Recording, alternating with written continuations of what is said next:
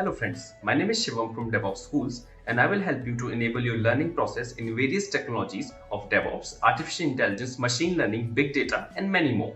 This is our initiative to help you by sharing multiple tutorials and videos. And if you want any specific tutorials on any particular topic, then please do comment in the below comment section and I will help you with it.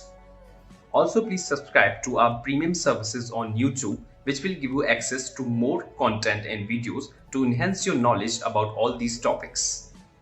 Also, if you want me to help you with regards to the online trainings and classroom sessions by our qualified trainers, then please do write me at contact@devopsschool.com. So this is nothing but registration request. This is the registration request. So as I told you, Eureka is the REST API. Client will make a registration. This is the registration request. It's a post request. Then, can you guess?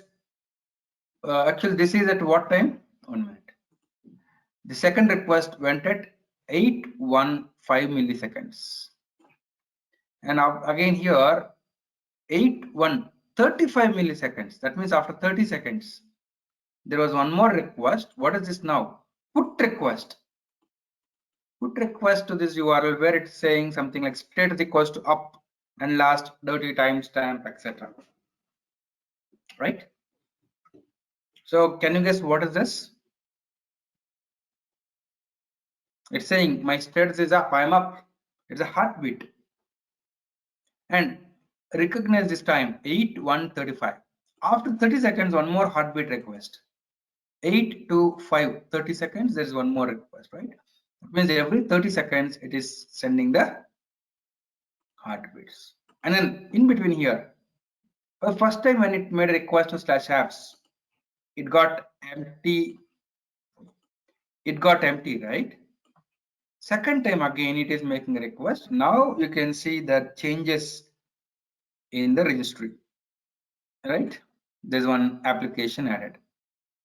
And again, for the first time when it gives request to /apps, it will get the registry. Then it will only look for delta afterwards.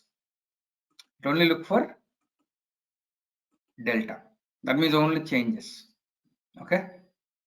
Then finally, once I have shut down the application, here you can see there's a delete request for Eureka /app/booking service/instance ID. So a shutdown hook has executed delete request. This is the deregistration, right? So just I showed you TCP/IP monitor only for making you to understand that client and Eureka will communicate with each other using REST. Heartbeat is nothing but a REST API call. Deregistration, registration, all are REST API calls, right? Okay, that's about how the client and server are interacting with each other. All right. So now you understood how it is, how a client is registering, right? Now there are few more things. By default, what is the heartbeat interval? 30 seconds. 30 seconds, right? What if I don't want 30 seconds to be the heartbeat interval? I want it to be 20 seconds or 40 seconds. So the client, the microservice will decide what is the renewal interval of the heartbeat. So there's a property on the client side. I'm in the booking applications YML. I look for lease. There is a property called as lease renewal interval. Eureka.instance.lease renewal interval. I can give it as say 40. Here, if you see, the default value is 30. This property indicates how often Eureka client needs to send heartbeats to Eureka to indicate that it is still alive. If heartbeats are not received for periods specified in lease expiration duration in seconds, Eureka will remove the instance from its view, disallowing traffic to that instance, right? So there is one more property, lease expiration interval, right? 90 seconds. So this is the maximum interval. Lease will expire after 90 seconds. This is the heartbeat interval and this is the expiration interval. So by default, they are 30 and 90. If you want to override, you can override using these properties. Right. Any doubts still now? Siva, how the load balance will handle by Eureka server? Okay. Will it Actually, load balancing will not be handled by Eureka server at all. Eureka is just a discovery server. It maintains the registry. Whenever some service registers, it will keep that information in the registry. Whenever service looks up, it will give the registry. That's all is the purpose of Eureka. Who will actually do the load balancing? Suppose if this is service 1, there are multiple instances of service 2. Who should do the load balancing? The client. That means this S1 should have the load balancing logic. So on S1, later I'll show you how to use ribbon to achieve load balancing. Right now, we are not yet into the topic. We will discuss when I go to next topic of ribbon. Okay. So Eureka does not do the load balancing at all. It is just a discovery server. It will just take registrations, and when somebody looks up, it will give the information. That's all, nothing else. Okay, so I think I have one question. So you said that Eureka's client is sending heartbeat to Eureka server, right?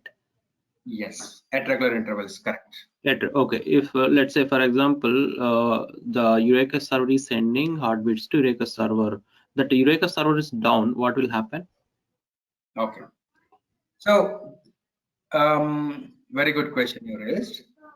Let's say I had only one Eureka. One Eureka I have. I'm not having a cluster of Eurekas. And this is service 2. If we like that, I have multiple services. All instances are running. Now all of them registered with Eureka, and it is having all the information in its registry. You can assume that registry is like a map. It is having all the information in the registry. Now, every microservice instance, I said, it will be keeping a cache of registry, right? Background thread will make a call, it will keep a cache of registry. Every instance will be having a cache of registry. Now, suppose if this Eureka is down, okay? Yeah. Is it a single point of failure for my application? Will my application still run, or my application will be down? Yeah, so yeah, please go ahead. My application will still be running because my service instances are up. Only Eureka is down. My application instances are still up. My application is not down. So Eureka is not a single point of failure. Of course, if I have only one Eureka, when Eureka is done, what will happen? If any new instance is starting up, it will not be able to go and register with Eureka. That's all. Only registration will fail. But the existing instances will still be working. If any instance crashes, the registry will not be updated. That's all. But still, my application will still go on. Now, after some time, let's say Eureka is down for some time, and maybe it is up again. What will happen? It's up on the same port. What will happen? These instances will send heartbeat. Heartbeat is nothing but a put request, is it? But whenever this instance is sending heartbeat, the Eureka will look in its registry. Actually, the registry is empty right now, is it? Eureka will look in its registry. Hey, do I have this information about S3 instance? No. Eureka will give a response saying 404. I don't know you. You are not found in my registry. It will give a response called as 404. Oh. Then the instance will understand. Oh, you don't know me? Okay, again it will do a registration. It will again go and do a registration. Okay. So maybe a lot of re-registrations will happen if that instance is down. But this is in case you have a single Eureka. If you have a cluster of Eurekas in multiple zones, which will be in production actually, let's say you have Eureka 1, Eureka 2, and Eureka 3. Hey viewers, our Mastery in DevOps engineering program can help you to hone the skills necessary to succeed in high-level DevOps positions.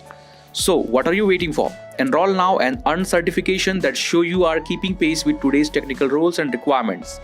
Contact info is mentioned in the video sidebars and in the description box. Book your seats for the upcoming batches now. And all services are registered, right? Now, what will happen if this instance is down? Nothing will happen. Maybe the heartbeats of these instances will fail to reach, but still my application will be running. After some time, if it starts, right, what it will do? It will go and fetch the registry of these Eurekas immediately after it starts. So it will get its registry populated again. No need of re-registrations, right? So in a cluster, everything will be fine, even if Eureka goes down and comes up. Okay, now it is clear. Any doubts? Yeah, sure. Okay. Satish has posted some questions in the chat. Oh, Sure. okay. Let me just see. Actually, I was not seeing the questions. Service communication still happens. Yes, Satish, you are correct. Service to service communication still happens when Eureka is down. Correct. Because every service instance will have its own registry, right? How to look up happens, for instance, client UI, for example, when Eureka is down. Okay, Satish, we'll discuss actually client UI. Client UI is different and microservice communication is different. Let me tell you, suppose if this is going to be our application, we have a lot of instances of service 1, service 2, service 3, service 4, like that, right? And this is my Eureka, let's say. When service 1 wants to call service 2, it will look up Eureka. Actually, it will be maintaining a cache. So the service 1 will look up inside its cache and then hit the service 2 instances, right? But in case of a web UI, browser-based, JavaScript-based web UIs, etc., they're outside of our application, right? So normally what they do is we'll introduce a gateway in between, in front. We'll see what is a gateway and how it works. So they will not make direct calls. They will not even look up Eureka. They don't know what is Eureka. So the JavaScript clients or external clients will make a call to gateway. Gateway is a Eureka client which will be maintaining a registry internally, right? And it will route to the instances accordingly. So JavaScript client or any other external client will never look up Eureka. So they don't know about Eureka at all. The gateway will take care of it. Gateway is a client to Eureka. It will just behave as if a normal Eureka client. Okay. Is that clear, Satish? Any queries? That gateway we'll introduce next.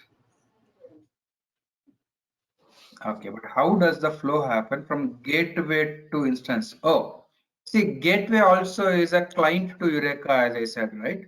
This is also a discovery client. As I told you, it will be maintaining a cache of this registry.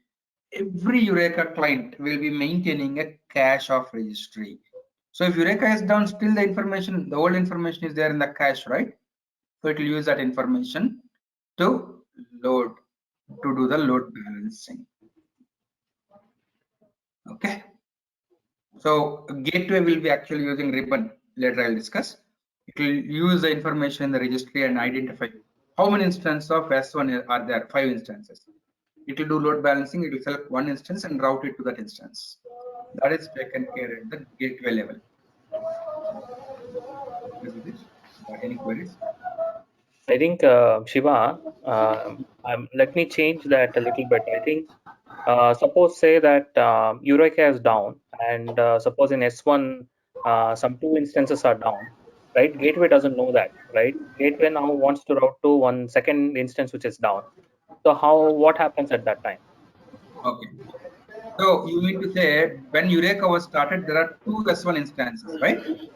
Yeah. When Eureka was up, there are two S1 instances. Now Eureka is down, and one instance is down. But in the cache of gateway, there are two instances of S1. Right. Now gateway, what it will do, according to gateway, it doesn't know that this is down. So it will use a load balancing algorithm. Actually, it will be using ribbon. We'll see later. It will use load balancing algorithm configured and it will try to hit one. It may hit this S1 which is down also. It may hit. But if it is down, ribbon has configurations of retries. If you try to retry for next available instance, it will hit this one. That's what has been discussed on first day, right? Yeah, Not first. I think this might answer his question. Okay. Yeah. So we have to write our application. Since it's a distributed application, failures are common. We have to write our code for failures. So gateway will take care of retries. It is just a configuration of ribbon which we need to do. We need to tell how many number of retry, what is the retry timeout. We will need to configure at gateway level. It will take care of retry. Okay. I think it is clear now, Satish, for you also. Thanks, Shiva. Ribbon and Hystrix sit on gateway. Exactly, Satish. Ribbon and Hystrix will be on gateway. Yes.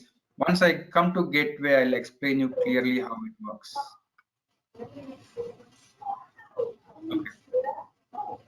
So coming back, these are the properties. And now let me tell you about one more thing on Eureka before I go ahead. I think you can go on mute. There's some background noise. Whoever is on mute, please go on mute. You can talk to me and unmute if you want later. Okay, one more thing I want on Eureka. One interesting scenario I'll tell you. Suppose if this is one Eureka, let's talk about one Eureka. And there are multiple instances, service 1, service 2, service 3, and each is having multiple instances. Now, every instance will be sending heartbeats, right? Now, heartbeats by default will be sent after every 30 seconds. And if the heartbeats are not coming for 90 seconds, then Eureka will deregister that or remove it from the registry. Let's assume that the instance is up. The instance is up, but there was a temporary network problem between the network of Eureka and this one. Temporary network hiccup is there. Small thing. Then the heartbeats will not reach Eureka for 90 seconds. It will remove it from the registry. So the traffic will not go to this instance.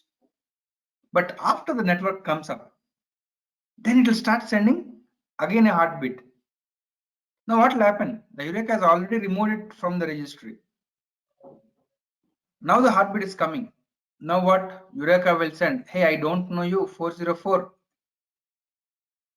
Then again re-registration has to happen. Too much of network traffic.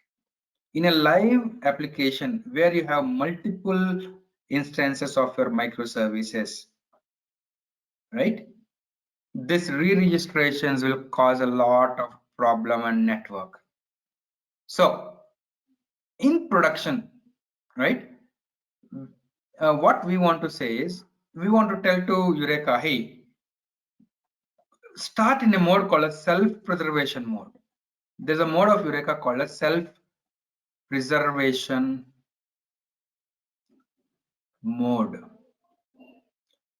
So I need to say, go start in self-preservation mode. If I configure this property, self-preservation mode is true, right? Sorry, by default, self-preservation mode is true. If I make it as false, don't start in self-preservation mode. So what will happen? Even though the heartbeats are not coming, even though the heartbeats are not coming, it will not remove it from the registry. So let me tell you here one property. Let me explain you by showing you here. Hey viewers, trying to get into DevSecOps? Enroll for our DevSecOps certified professional programs and earn the certification that shows you are fit for these technical roles and requirements. Contact info is mentioned in the video sidebars and in the description box. Book your seats for the upcoming batches now. I'll write.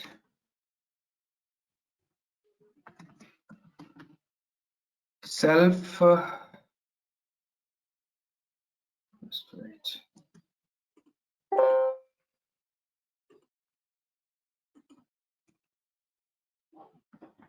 Self-preservation.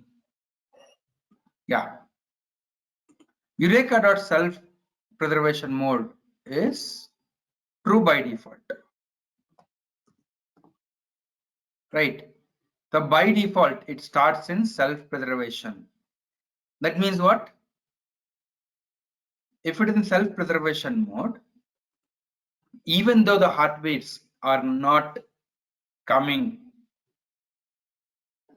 for 90 seconds, it will not remove it from the registry. So it's up to us. It's up to us if you want to disable the self-preservation mode or not. So I can make this to false if I want to disable. I don't want it to start in self-preservation mode. That means due to some temporary network hiccups, if the heartbeats are not reaching Eureka, it will remove if I say false. That is one thing you need to understand in Eureka about self-preservation mode. Okay. And one more thing is, if self-preservation mode is false, what will happen? In 90 seconds, if heartbeats are not reaching Eureka, it will try to remove it from the registry. But will it remove it immediately after 90 seconds? No. It will mark this entry for eviction. It will just mark this entry for eviction. So in Eureka, there will be something called as eviction timer thread. Eviction timer, which will run by default after every 60 seconds. So whenever this eviction timer thread runs, if there is any entry for eviction, then only it will be evicted, right? You need to know all these basics. How to configure the eviction timer interval on server. So again, there's a property eviction. I'll just type eviction timer interval in milliseconds. So by default, it start with in every 60 seconds. If you want to change it, it will change. Now you can see here in Eureka, is there an eviction timer running? See, by default, eviction timer, if you see the timestamp, it ran at 8:10:48, 8:11:48, 8:12:48. So it is running after every 1 minute or 60 seconds by default. You can change it by changing this property, right? So that's the basics of Eureka without clustering. Okay. Any doubts? Let me know. Till now, about all the discussions. Then I'm going to talk about how to create a cluster of Eurekas. Any queries?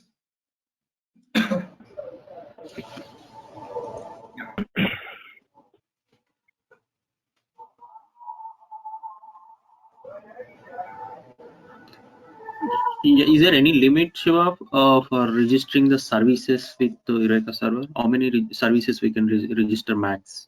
Nothing. There is no limit. Even 500,000 service also it can handle. Only thing you need to understand is here, Eureka will be keeping everything in memory. So Okay. maybe if the number of instances are increasing, maybe it requires more memory. You just have to increase the memory of Eureka. That's all. There is no such limit.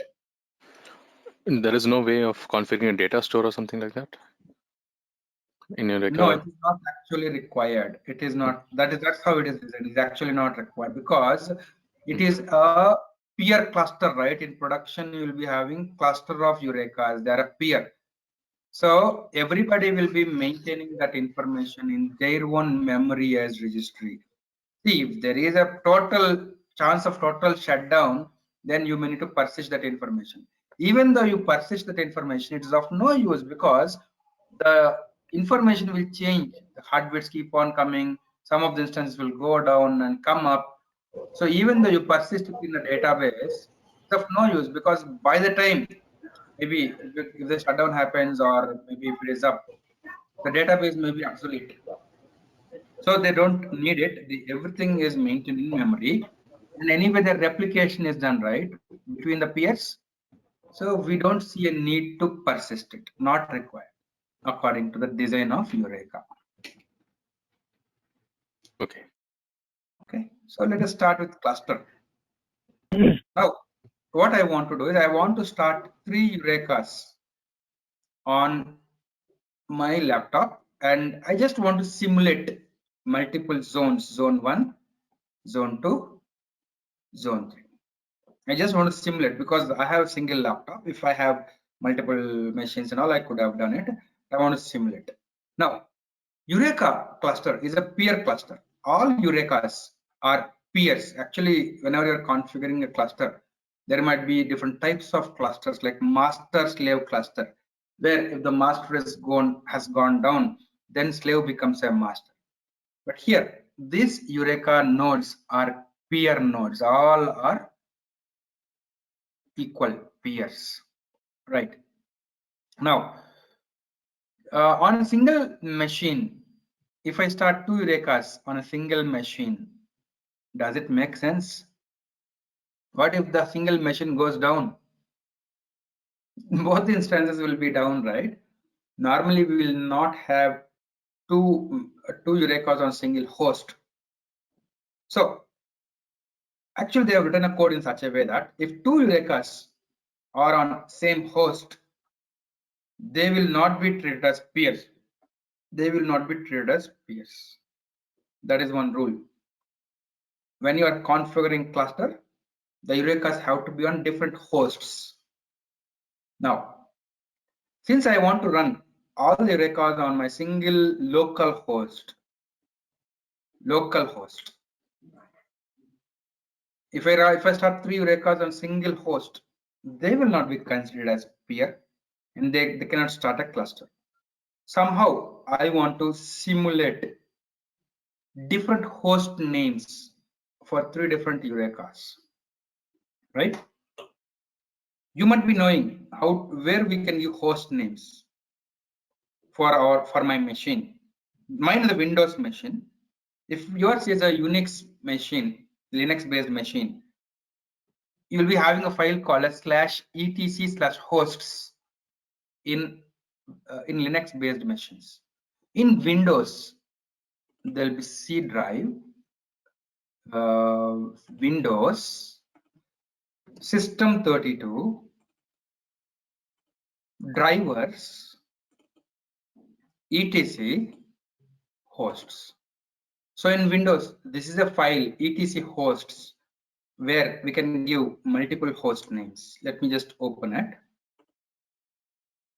Yeah, here you can see I have already given for 127.0.0.1, I gave a name called as Siva PC.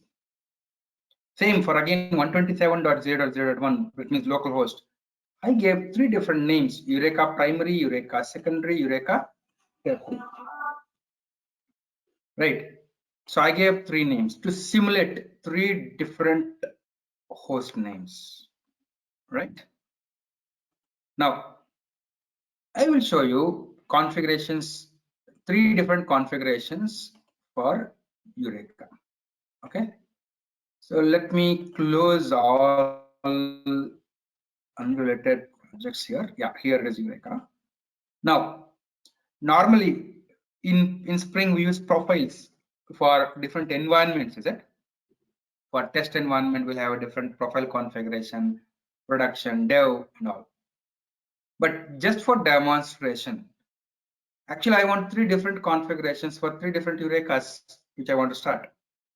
So just for demonstration, I'm going to create 3 profiles. One for each Eureka, right? Hey viewers, are you looking for formal training on SRE practices? Take our SRE program. This course will teach you how to successfully implement site reliability engineering in the modern day 24/7 services. Kickstart your SRE training today. Contact info is mentioned in the video sidebars and in the description box. Book your seats for the upcoming batches now. Let us see.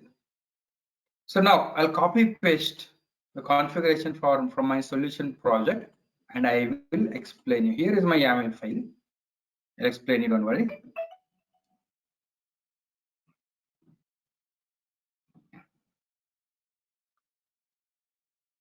Okay, I'll copy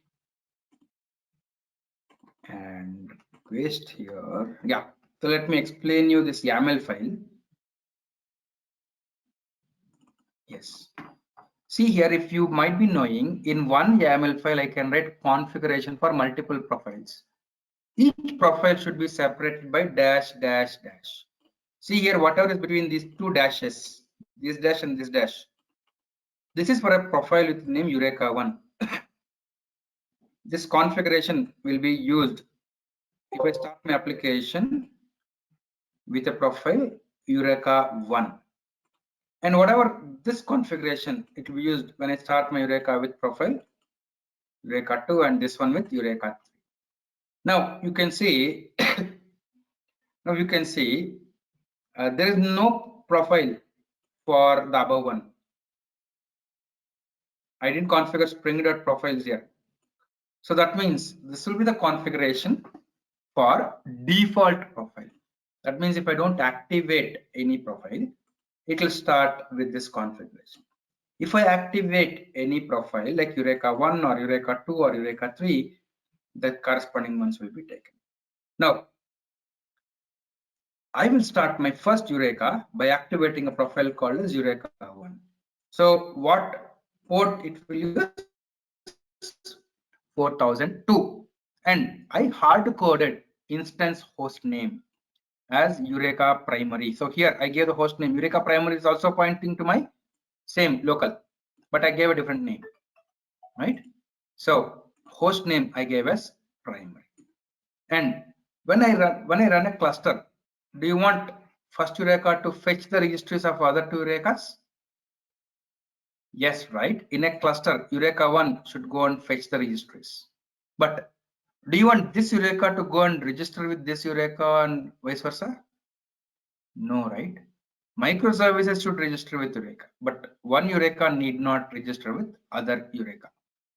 So here, register with Eureka is made as false.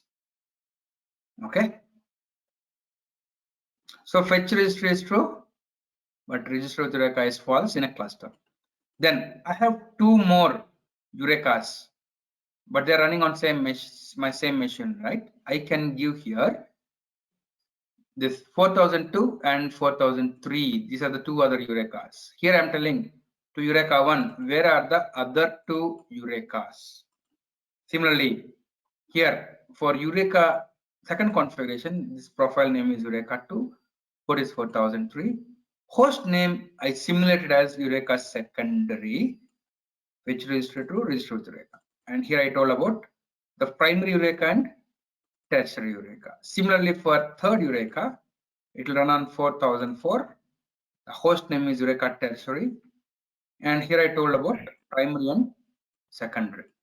Now, I want to start 3 Eureka instances with 3 configurations. Okay, Satish, your question is, when do we need to give register with Eureka true? Actually, Satish, this will be true in case of microservices. See, actually, are we writing any code for doing registration? No, right? Auto configuration of boot is doing all. If I just have Eureka client dependencies, if I just have Eureka client dependencies in POM, the auto configuration will do the registration and everything. Actually, I told you that Eureka server also is a client. So once I added server dependency, there are client dependency. So server will act as a client and it is fetching registries. And it will also try to register. So for Eureka side, I need to say fetch registry as first. But for microservice, I need to say register with Eureka true, fetch registry true, right? So when microservice is acting as a client, that will be true. Register with Eureka will be true. For others, Eureka to Eureka, it will be false, right? Okay. Okay. So now let me go with this one. I have 3 configurations. I want to start 3 Eurekas. So what I'll do, I'll right click and say duplicate config. Again, I'll right click and say duplicate config. 3 configurations are there. I will right click and say open config. I'll give the name. I'll come to the question, Satish. Just wait. Eureka 1. And here I'll activate a profile. Profile name is also Eureka 1. Apply, close. So when I start with this configuration, it will use Eureka 1 configuration. So it will pick up this one. Second one is Eureka 2, right? So let me right click here and say open config. Eureka 2 I'll give, and the profile name also I'll give it as Eureka 2.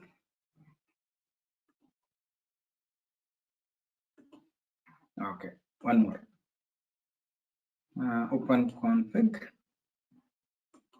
I'll make it as Eureka 3, and the profile is again Eureka 3. Okay, 3 configurations are there, 1, 2, and 3. Now if I start, 3 Eurekas will start with start, and let's see, they'll form a peer cluster. So all of them are running on 4002, 4004 now.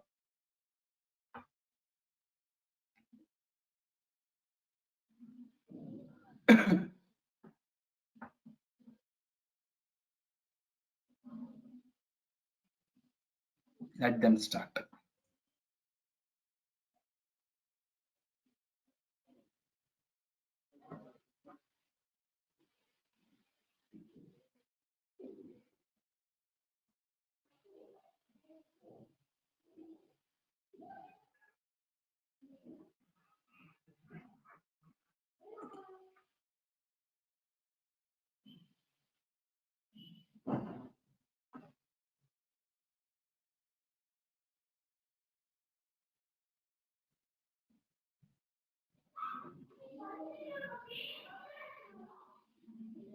You are seeing some exceptions on the console.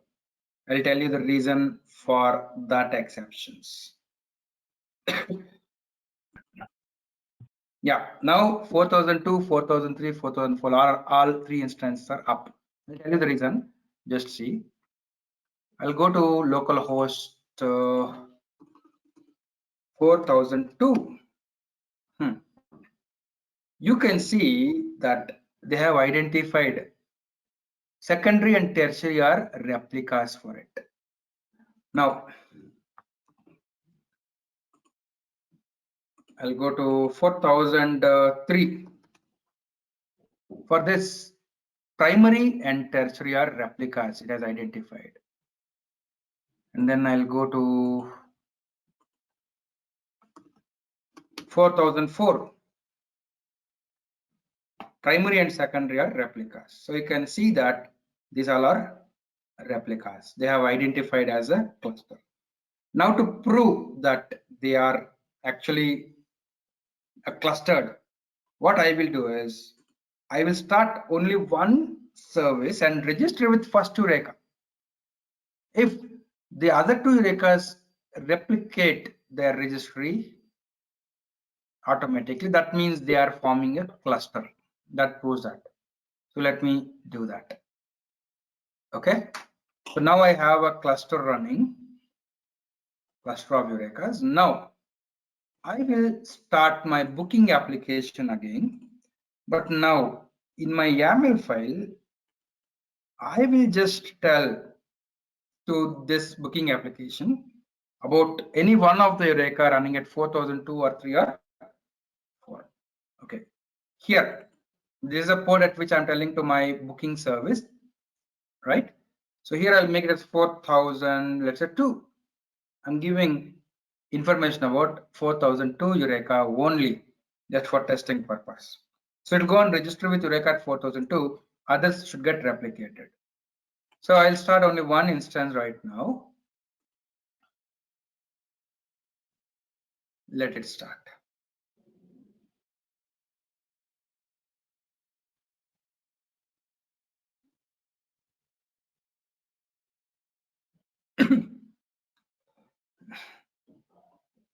Yeah, just this. I'll come to a question. Just wait.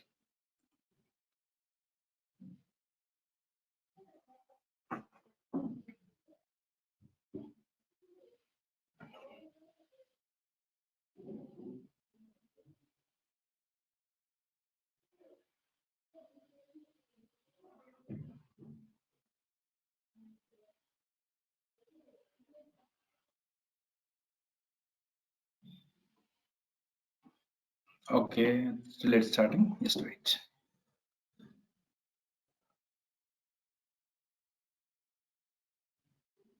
It started. So it could have registered with only one Eureka at 4002. Let me just refresh 4003 Eureka. Hey, this got booking service in its registry. About one at 4002, this also got replicated, and the one at 4004, yes. So actually I registered with Eureka at 4002, but it got replicated on all, right? So my cluster is working fine. Now, one thing I want you to tell me, when I started 3 Eurekas during the startup, actually I have observed some exceptions on the consoles of Eureka. Why?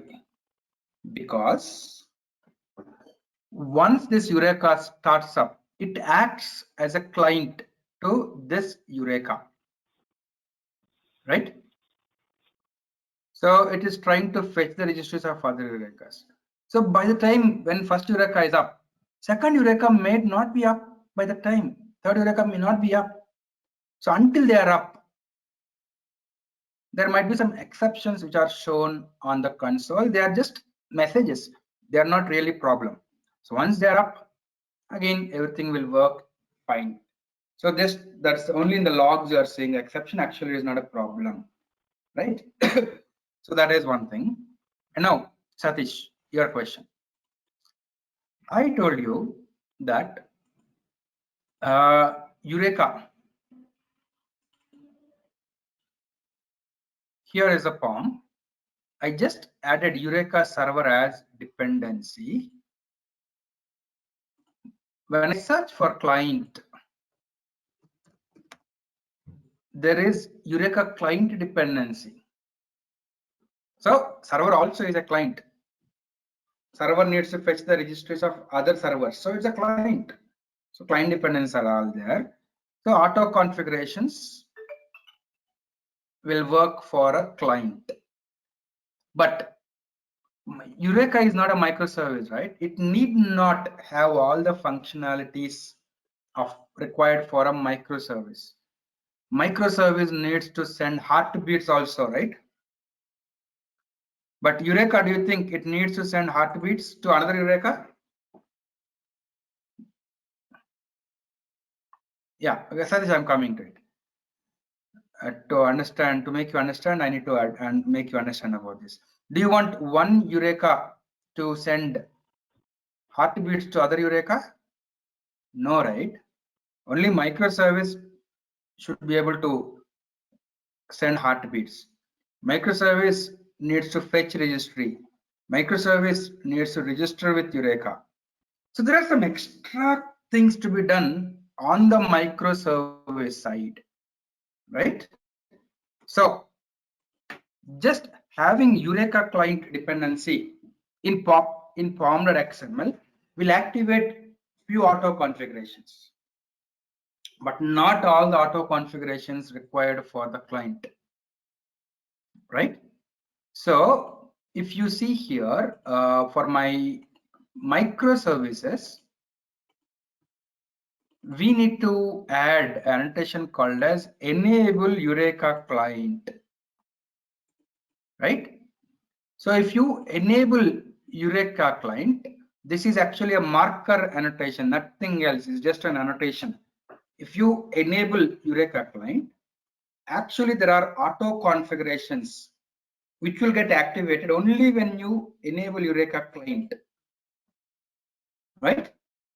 So on server, on Eureka server, we don't use that because we don't need all the functionalities which are required, like sending heartbeats, etc. Right? So those extra configurations will be done only if you enable Eureka client. That needs to be there apart from adding the dependency on the client application. Right? I hope your question got answered, Satish. It's not redundant. It is required on the client side. But on server side, just having a dependency will work.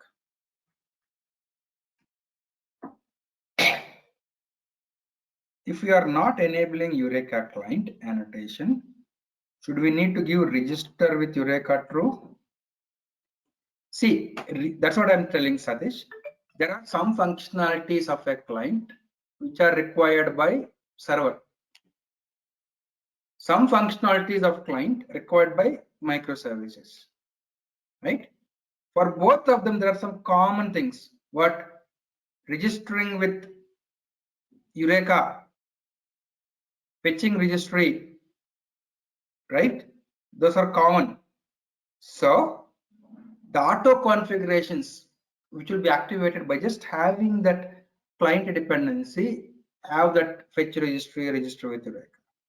But other things like heartbeats and all, those are enabled only when you enable this one, right? So you are saying if we are not enabling Eureka client annotation, should we need to register? Should we need to give register with Eureka to true? Not required.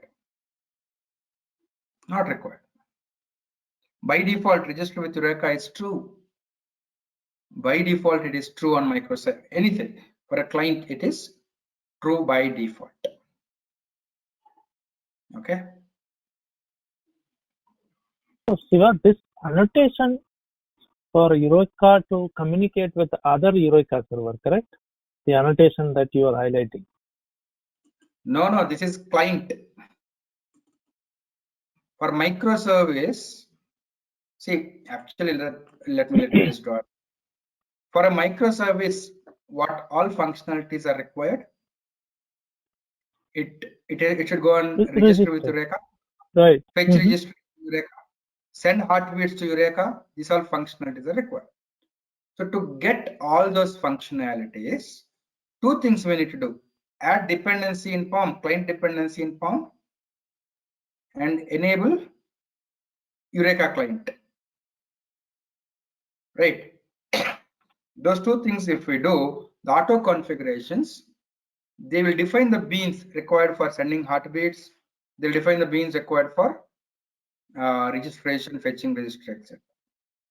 Actually, the auto configuration for registering and fetching, it will be done only if you add dependency in POM, right? So in case of server, we have client dependency also on the POM. So registration and all are done. Just if you have a dependency, but extra things like heartbeats and all will be enabled only if you add enable Eureka client. This is on the microservice side. Okay. Yeah. Okay. One more thing I want to tell you. I am using Eureka as a client to, of course, Eureka server, because right now I'm using Eureka server. But Spring also supports other discovery servers like Consul from HashiCorp and also Zookeeper. Now, my microservice can be a client to either Consul. Sorry.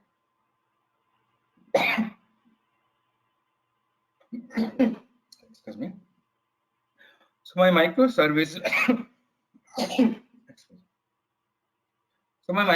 can be a client to either Eureka or Consul. Maybe today, let's say I decided to use Eureka. So my microservice has to go and register with Eureka. Tomorrow, I don't want to use Eureka, I want to use Consul. So from tomorrow, it should go and register with Consul. Right. So my code will change or not? What all I need to change if I want to tomorrow use Consul as my server, discovery server? I don't want to use Eureka. Only thing is, in my microservice, earlier what I did, I added Eureka client as dependency, right? Maybe tomorrow, if I don't want to register with Eureka, I want my microservices to register with Consul. Guess what? I just need to add Spring Cloud Starter Consul client as dependency. So all the auto configurations related to Consul will automatically activated. Then what? Again, in code, instead of using enable Eureka client, maybe I need to write something like enable Consul client. Oh, again I have to come to this and change enable Consul client. Will it not be good if there is a single annotation, whatever might be the server, whether it is Consul or Eureka or Zookeeper or anything? So they came up with a generic annotation called as enable discovery client. If I use enable discovery client, it is very generic. Whatever might be your discovery server, Eureka or Consul or anything, this annotation will remain same. So it is always recommended to use enable discovery client instead of writing enable Eureka client, right? Then what else changed? In my YAML file, I have configured all Eureka properties, right? Maybe in my configuration, now I'll configure all Consul dot some properties related to Consul. So my code will not change. My microservice code will not change if I'm tomorrow migrating to Consul, right? Hope this is clear. That is the difference between enable discovery client and enable Eureka client. Okay, any other queries?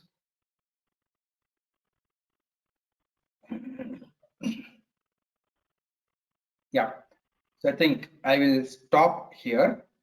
There is one document in my zip file which I have downloaded, Eureka server.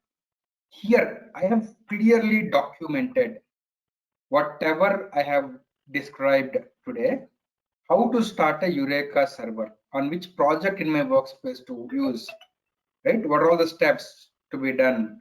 What are all the configurations to be done? Everything, how to start Eureka, how to register a client with Eureka, right? I have described about all the properties clearly, step by step, right? Then how to create a cluster of Eureka servers, I have described it step by step. Then how to register a microservice with a cluster, I have told you, right? So you can just complete it. How to look up for one service in Eureka, that we didn't cover, we'll cover tomorrow. Then how to do load balancing using Ribbon, that also we'll see tomorrow, and how to use Hystrix, right? Tomorrow we'll discuss about Ribbon, Hystrix and lookup.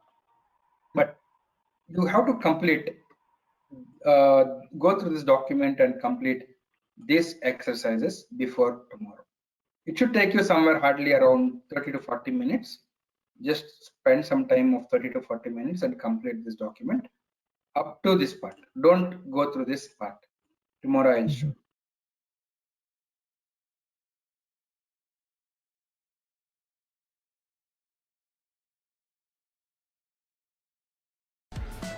Thanks for watching.